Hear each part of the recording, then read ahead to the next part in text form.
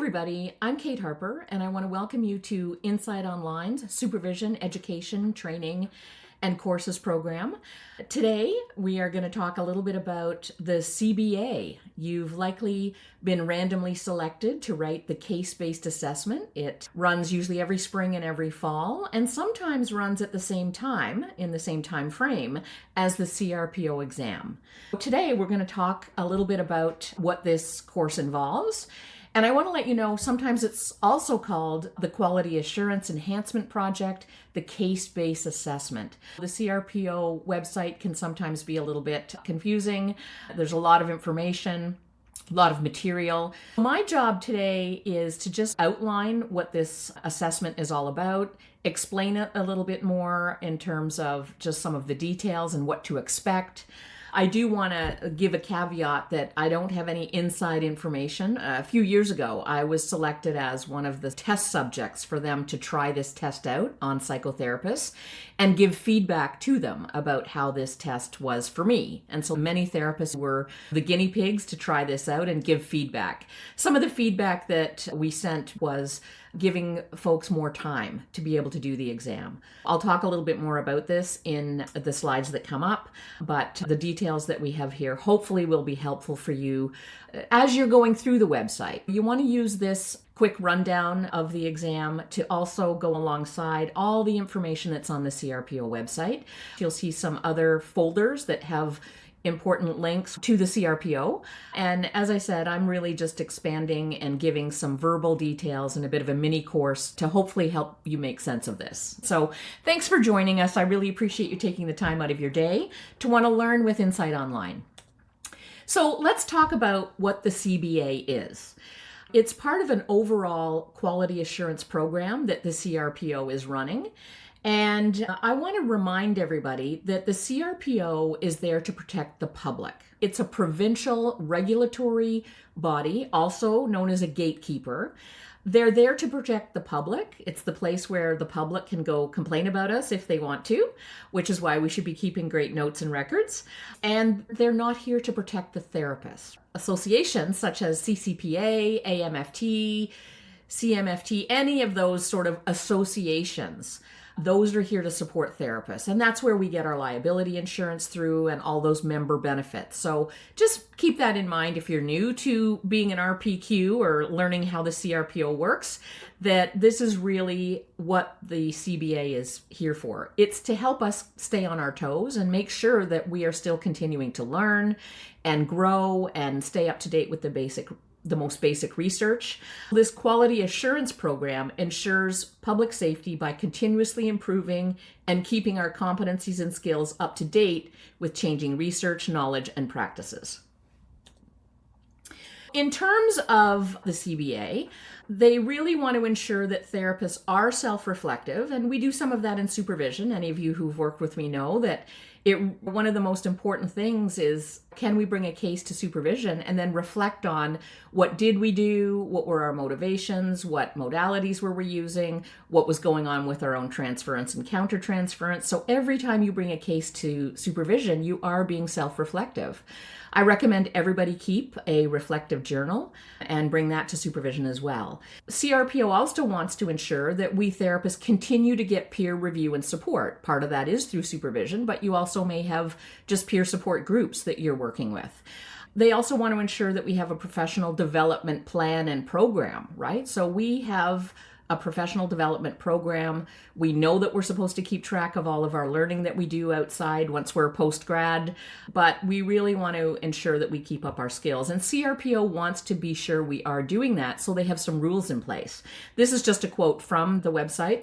The quality assurance program is designed to encourage registered psychotherapists to be self-reflective and think critically about their practice, professional growth, and obligations as regulated health professionals.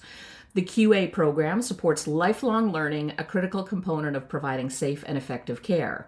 So I know that many of you are lifelong learners, me included. We're always looking at our budget. What new courses can I take this year? And there's so many things we want to keep learning. And I think that's one of the reasons why we wanted to become psychotherapists. It is a lifelong program of education and continuing to learn. That's one of the reasons I love it. And I know the same goes for you folks as well.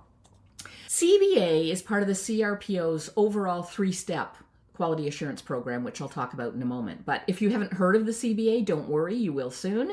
This was created in 2022, I believe, the CBA. That was when I first was part of that test project. And it's taken a few years for them to keep randomly selecting everyone to write it. There's dates usually in the spring and the fall, and those who have been chosen to write it this fall have already been notified. Some of you may know that you have to write it this fall. And you could be an intern. You might be an RPQ, you could be a fully qualified RP. But once you do the assessment and pass, you'll do it again every 5 years. Some people have been randomly selected to write the CBA and the CRPO exam within weeks or months of each other. So CRPO also has a spring and a fall running of their exam. There may be people this fall that have to write the CRPO exam and the CBA within a close period of time. So don't freak out about that. I'm here to give you some assurance about the CBA. There's 20 practice questions. I recommend, even if you've not been randomly selected yet, to go in and look over all the CBA questions. Now, the format is very different than the CRPO exam, so do not follow that format. Your CRPO exam will be a very different format. But the case-based questions, there's 20 sample ones. I really recommend. It's going to help you really understand the different competencies that are also being tested. Some of the content is fairly similar. Go look at the CBA questions that you can then have some better idea of how to understand the competencies you'll be tested on for the CRPO exam. If you want to learn more about the entire CRPO's quality assurance program, there's a main page, and this is the link, but I'll put the link also in the folder for this mini course so that you can see all the resources in one spot. So here's the three-step program. On the right, we have these 3 steps. One of them is a self-assessment and professional development, which requires ongoing participation. The second one is a peer and practice review activities, one of which is this case-based assessment, and then remedial education. That depends on number 1 and 2. If you're not meeting the standards, or if there's still learning that you need to do for 1 and 2, you may be directed to take some remedial action or get some remedial support, and I'll talk a little bit about that here. Let's take a look at the first one. Every 2 years, you have to report and reflect on your professional development. You have to engage in a minimum of 40 hours of professional development, and we call this the PD reporting cycle. Now, on the website for CRPO, you will see what your year of graduation is or when you became an RPQ, and depends on whether, where that fits in for you. But mostly you have to have become an RPQ to then be going on this 2-year cycle. There's a template on the CRPO. I'm going to link that also in the folder here for you. A template to track your DCC hours, your other professional development hours. You should be tracking every course that you take, every book that you read. If you watch some YouTube videos on some skills, even just having an Excel file. In my email, if I pay for any courses, I have an email folder that saves all my receipts and my certificates if I get an emailed certificate. So it really is about starting to become an electronic pack rat. And some of mine are even paper. I save my certificates sometimes and print them out. The other thing I find helpful is that every year when I do my taxes, I have a folder of all of the receipts. I'm in private practice, as many of you are, or even if you're independent contractors, you're self-employed. What I do is I keep all of my tax receipts for all the courses I've taken, and I use that also. That helps me keep track of my professional development. There's more steps and more skills or I guess not skills, but there's more ways that you can save all this information, but it is really good to do this. Now, I want to tell you, CRPO is not going to ask you for any of this paperwork unless you get an audit, unless you're audited. It's just like the tax folks. My accountant, I've given them all of the copies of my receipts, but they don't send those receipts in to the CRA. We just have them all in file in case we get a tax audit. CRPO is the same. So keep all of these in a folder, keep them in a file. You don't have to submit them every 2 years. The quality assurance program for step 1 here is that every 2 years you're going to go into the CRPO and you're going to answer a bunch of self-assessment questions. They're going to ask you what types of professional development work have you done this year, and you're just going to type in your answers. They're going to ask you what you learned from some of those. What are your takeaways? So they're just going to ask you questions and you're going to fill it out on the CRPO website. You don't actually submit the paperwork, but you need the paperwork kept in case you ever get audited. So that's the first step. The bottom step here is peer support coaching. So if you're not meeting your 40 hours of professional development, and if there's areas of improvement needed based on the CBA, they may ask you to do some remedial education. That could mean extra supervision. It could mean working with someone at the CRPO to make sure that you're doing some extra learning, say on ethics, or extra learning on when to refer a client. But where we are today is we're here. We're really going to focus in on the middle one, the peer review, and this is this case-based assessment.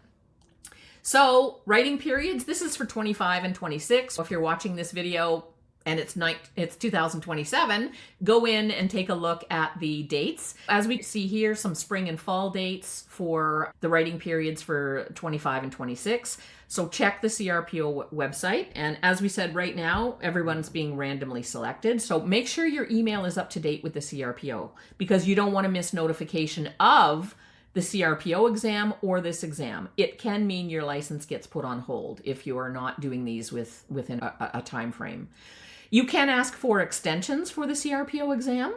Could be medical, could be if you're on maternity leave. You can also ask for extensions for the CBA exam as well, depending on medical life circumstances. That is possible. If you can't write it in, say, the fall of 25, they may let you write it in the spring if you have extenuating circumstances. Keep that in mind. Here's the steps. You're going to get an email notification about 3 months before you're scheduled to write. You'll then have to confirm. So you complete a form and you fill in all your information, lets them know that you're confirming you're going to be, say, writing this fall.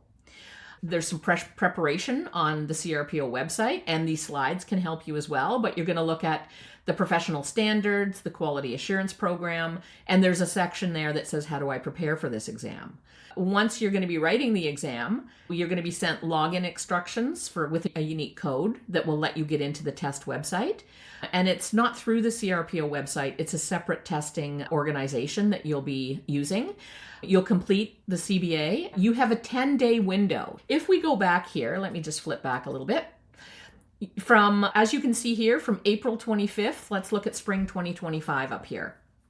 So April 25th to May 4th, you can write it within any day that you want in that 10-day period. Same for November. You're going to pick the day that you want. Maybe plan to have the kids out of the house, plan to have a quiet space. You've got 10 days to write it, but you do have to write it in one sitting. You can't start at April 25th and keep writing it until May 4th. You have to sit down and write the whole thing at one time. Okay, so just to clarify that for you.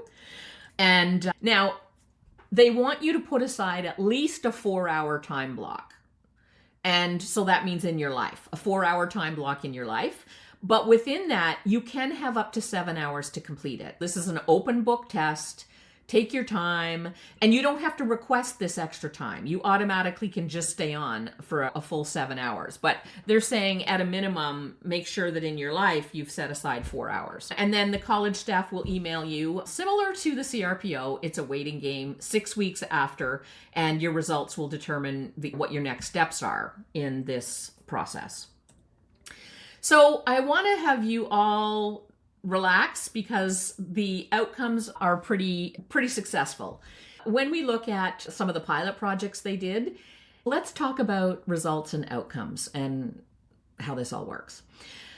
Similar to the CRPO exam, you don't really know what the passing scores are. So they just let you know if you're successful or you're unsuccessful.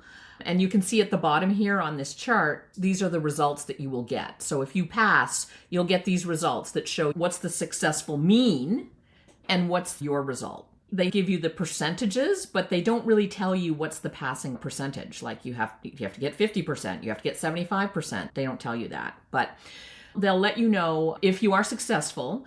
You will get these scores, and they'll tell you you've passed and you're good to go. That means you don't have to write the CBA again for 5 years. You continue with getting your 40 hours in your professional development, and your results are successful, so you will just continue on to work as normal till you get called again to do the exam in 5 years. That's the one we just mentioned. If you're successful, you're good to go. The other one is if you're close to passing, but not quite successful. And again, we don't know what these numbers are. They're not going to tell. You have to do something called a peer-directed review. And what they're saying is that they're going to tell you where your scores were low. So they'll let you know which one of these competencies you were too low on that you need to still work on. So maybe there's one or two that you're a bit low on, and they'll say, hey, we want you to work on these over the next few years, and you still don't have to write again for 5 years. So if you're successful, or if you have a self-directed review, you're doing pretty well. So you were close to passing, or you fully passed it, but they feel you're safe enough to keep working, and they're telling you the areas you want to keep working on to maybe enhance those scores, but you'll write again in 5 years. So there's two categories: successful and close to being successful, where you don't have to write again for 5 years. Okay, so they will give you the specifics of this. Now, if you have very low scores, you have to do something called a peer-assisted review with a peer coach. In this case, you might have a lot of these that are too low. Maybe there's one or two with the successful, or those that just need sort of their own self-report review. But you may have a lot of these where you're too low on. And that's when they're going to say, we want you to get a peer coach and start to do a little bit more work around, maybe with supervision or some learning activities that CRPO may recommend. The quality assurance staff, they'll offer you an appointment to discuss your results and your assessment strategies. Very different than the CRPO exam. So say you write it this upcoming fall and you have very low scores, they will want you to write it again next April. Okay, so that's how they do that. They'll want you to write it again and spend those 6 months really getting your skills up to date. Now, if you write it again and you're still unsuccessful, then what they're going to do is you're going to go into even more work with a peer coach. So your peer coach will assess and reassess where you're at in terms of your knowledge. And again, you will then write at the next administration. So if you continue to have low scores over and over again, you'll be referred to the Quality Assurance Committee for further review and further direction. The idea here is the goal is not to kick you out of the CRPO. The goal is to keep enhancing your learning over and over again so that you can brush up on the skills. It's meant to be really a facilitated learning program. These are the outcomes that could be possible. But the good news is, right, 96% of people don't need to rewrite for 5 years. If we take a look at these numbers, these are the results from a few years ago. They might have the number of RPs and then the percentage of RPs. So when we add up the successful and the self-directed peer review, again, 80% are passing right away. 16%, they were almost passing, but they had some tweaks they have to do. But then there were only 3.94% of people that had to rewrite again the next 6 months later.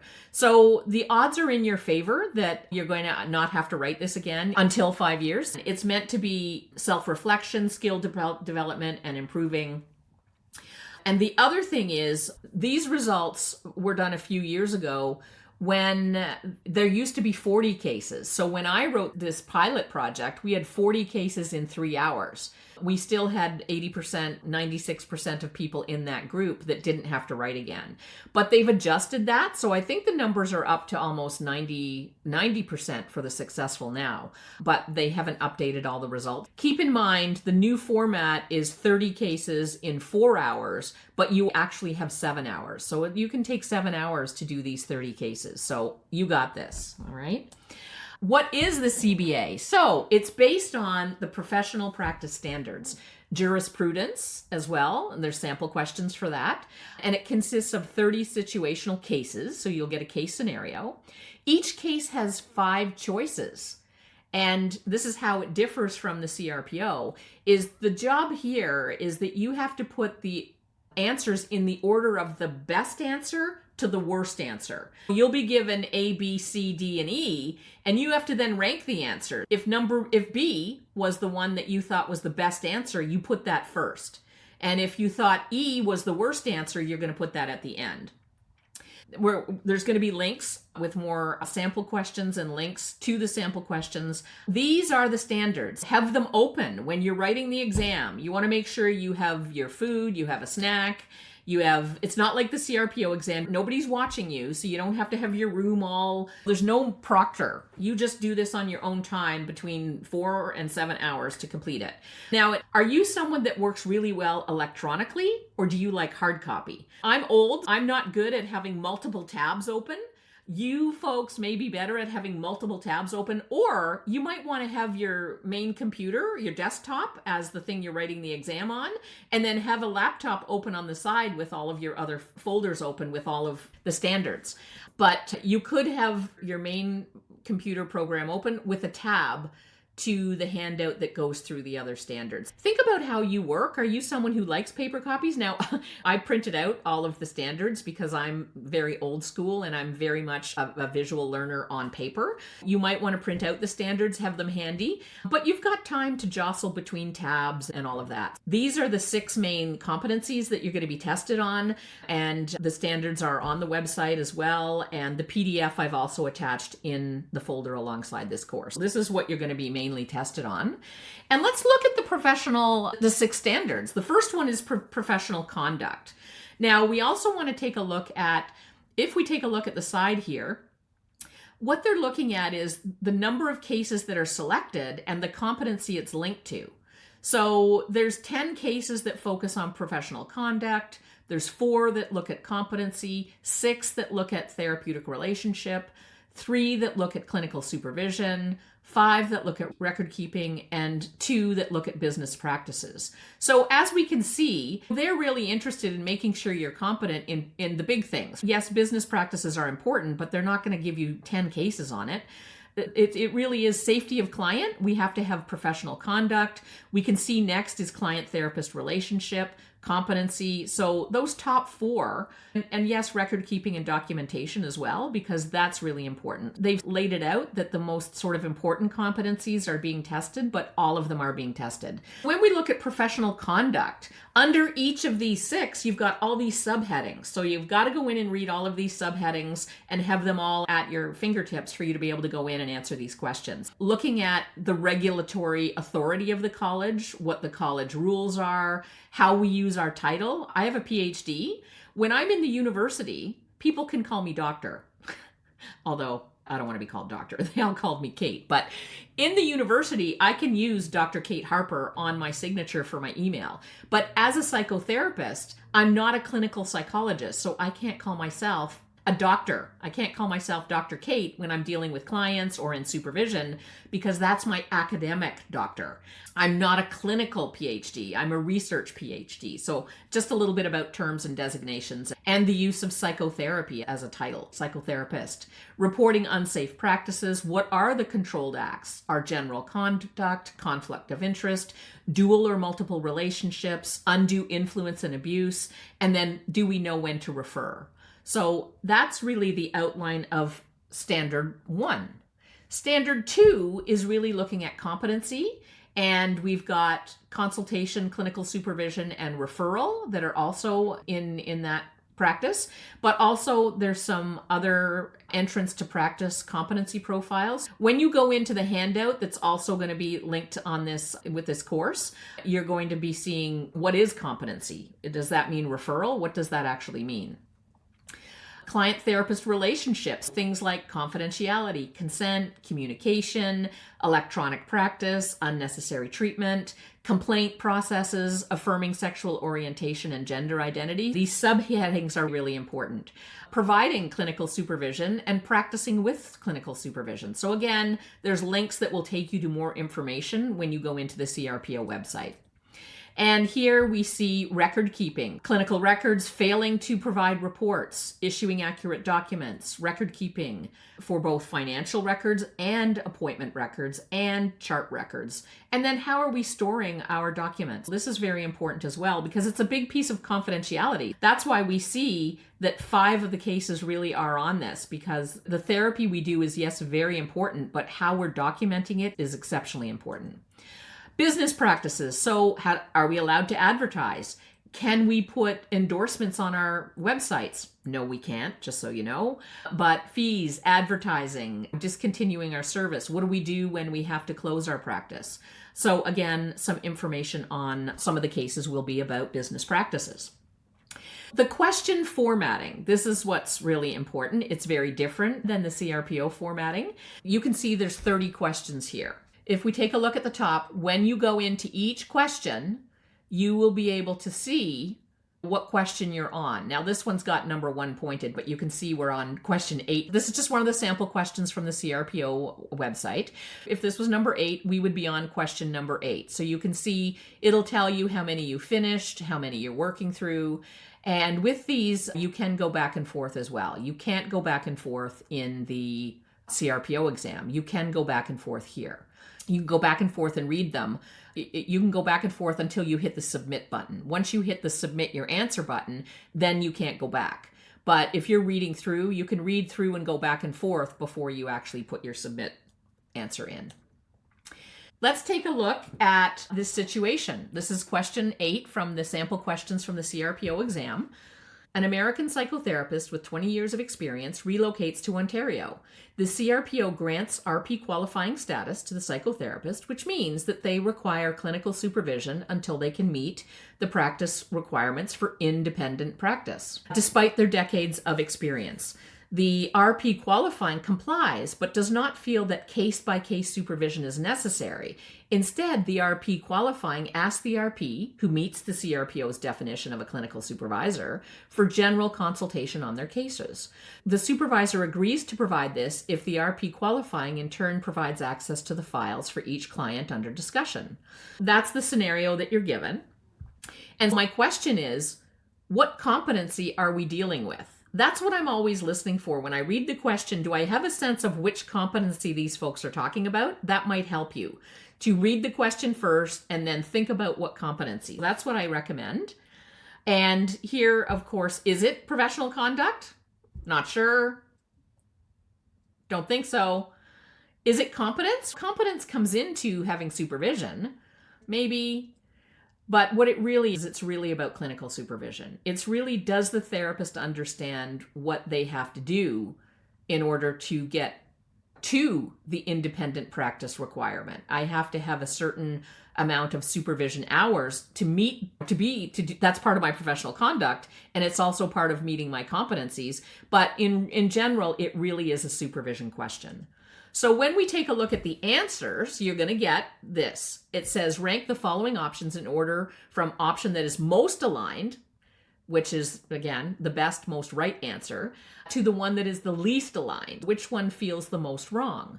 You're going to read through each of these questions and you're going to try and figure out, okay, and you can have pen and paper, which is great, beside you. You can't do that in the CRPO exam, but have a pen and paper and go through and find out which one is the worst and which one looks to be the best.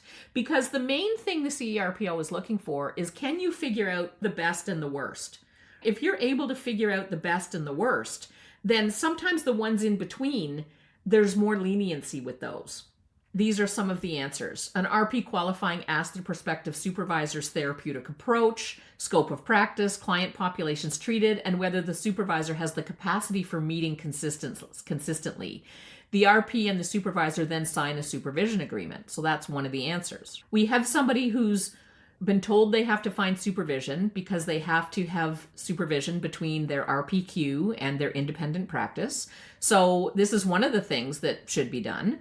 Then B, the RP qualifying asks the supervisor to fill out the clinical supervision attestation form for submission to CRPO. Let's think about that. Is that the next thing they should be doing? There's no form to fill out yet because they haven't done any hours. So that one doesn't really make sense to me. The first one makes sense to me as a good answer, but I'm like, you wouldn't get them to fill the form out now. Then C, the RP qualifying informs their clients that they are practicing under supervision and provides their name and credentials of their supervisor. The RP also obtains their client's consent to share their information and clinical files with the RP supervisor. That's a good answer. I like that answer. But when we're talking about the best answer, what we want to look at is the actual question. We have to read the question. Instead, the RP asks an RP who meets the CRPO's definition of a clinical supervisor for general consultation on their cases. So it sounds to me like they're just meeting and they're just deciding whether they're going to work together. That's what's tricky about these, right? Is that what's the actual context? You have to just read what's here and go with that. So it sounds like it's pretty new. They're just trying to work out the details of the supervision. So we wouldn't then fill out a form. If this goes ahead, yes, we do want the clients to know that. And then D, the RP qualifying ensures that they and their supervisor have a signed supervision agreement that outlines the supervision fees, method of payment, parameters, blah, blah, blah. Yes, we want that too. But we have to think about what order are these all going to go in. And then E, the RP qualifying maintains a record to document the hours of supervision that they receive. So we have to think about what's the story they just told us? Where are they at in the deciding if they're going to work together? And what's the best and worst option? Now, when I look at this, I think that the therapist, first of all, has to be really clear that their supervisor can meet their needs. So I'm thinking that's at least one of the best answers. I also think that getting them to fill out a form, they haven't even negotiated what they're doing. So I'm already thinking that's got to be the worst answer. But then the ones in between, we want to look at in order of how we would do it, right? Yes, we're going to get the supervisor to fill out our forms, but that's not going to be till the end of our supervision. But the first one is we want to make sure that our supervisor meets our needs and align with us. And if that's what they're going to do, we're probably going to then sign the agreement, and then we're going to tell our clients. But let's see what the answers are. So now the format should be typed out. So what you're going to do is you're going to pick the best and the worst, and you're going to type them out in the bottom in a line. Let's see what the answers are. Okay, best answer was A. Worst answer was B. So they put them in order here. A is at the top, B is at the bottom, right? So you don't fill out a form until you've actually done the work. But let's see how they did the middle ones. The RP ensures that their supervisor have signed the agreement. Yeah, so they agreed on it, they signed it, and then you tell your clients. And then you're going to maintain records of your supervision. And then, so that's what we're looking at, is also a hierarchy of what you might do when, right? So keep in mind, what is the narrative that they've just given you? And then how does it all go in order? Because you've got to give the best answer, and it's in a hierarchy. What's the best answer? And then what would the next best answer be? So that also aligns with keeping it in order of how we would go about doing things if you were to think about this in your own, from your own frame of reference. The rationale, option A is the most aligned with the standards because RP qualifying does their due diligence to ensure the supervisor can provide the supervision.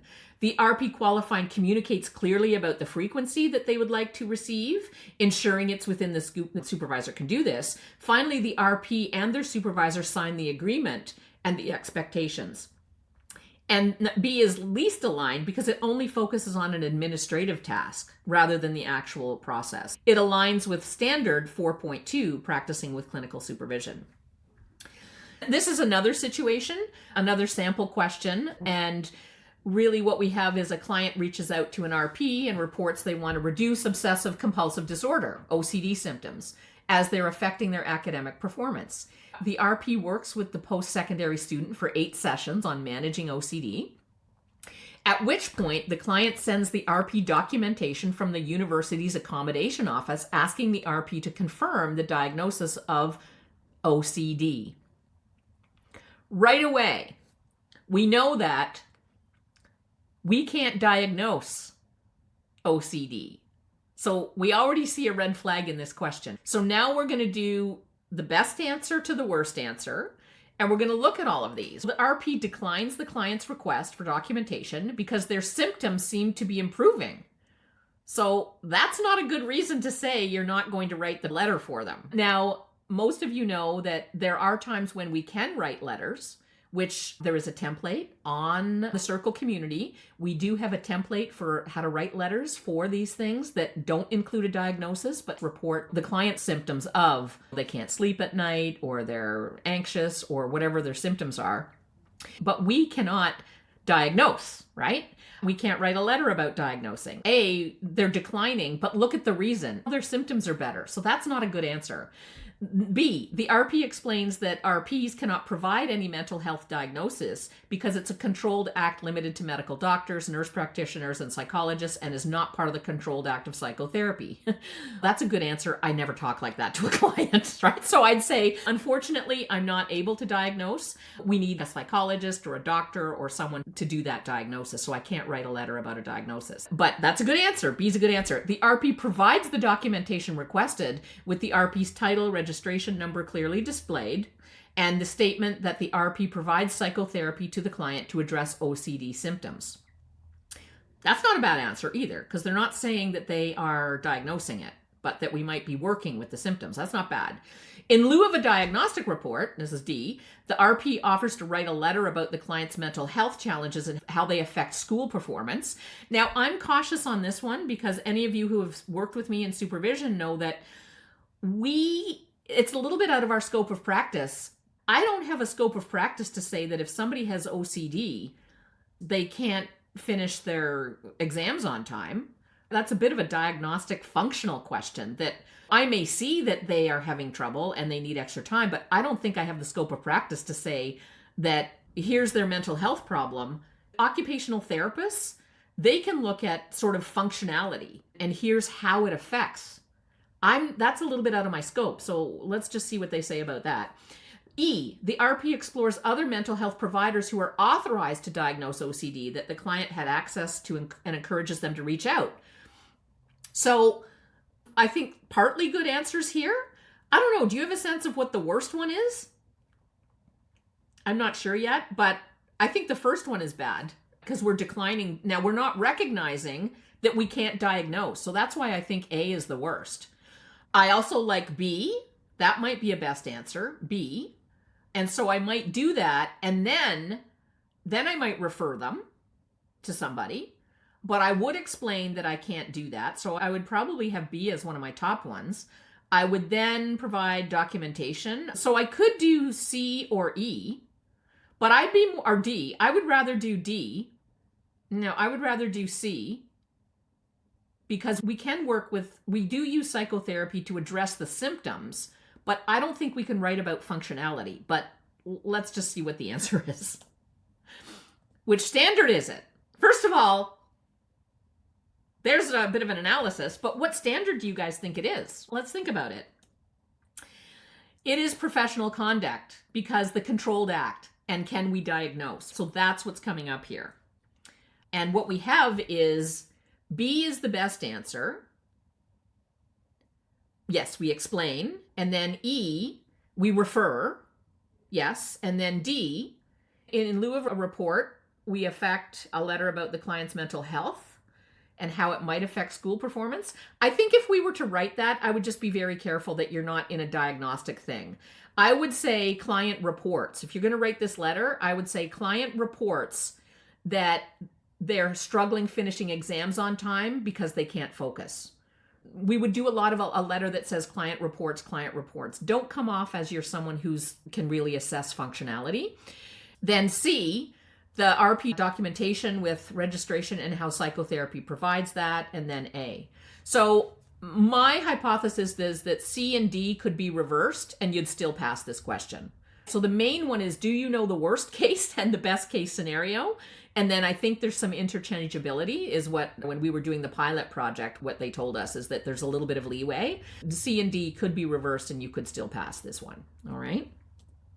So those are just some sample questions. I really want to make sure that, first of all, you got this. There's a 95% passing rate, so you don't have to write it again for 5 years.